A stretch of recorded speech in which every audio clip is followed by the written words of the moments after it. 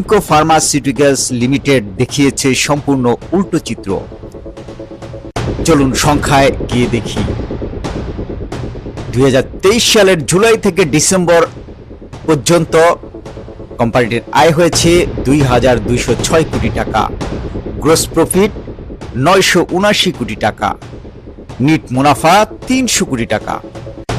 2024 সালের একই সময়ে আয় বেড়ে হয়েছে 2,401 কোটি টাকা, গ্রস প্রফিট 1,098 কোটি টাকা, নিট মুনাফা 353 কোটি টাকা। অর্থাৎ রাজনৈতিক অস্থিরতা, মালিকের অনুপস্থিতি সবকিছুর মাঝেও কোম্পানিটি লাভ বাড়িয়েছে। এখানেই শেষ নয়, রিটেইন আর্নিংস বেড়ে হয়েছে 3,680 কোটি টাকা, ব্যাংক ঋণ কমে নেমেছে 619 কোটি টাকা।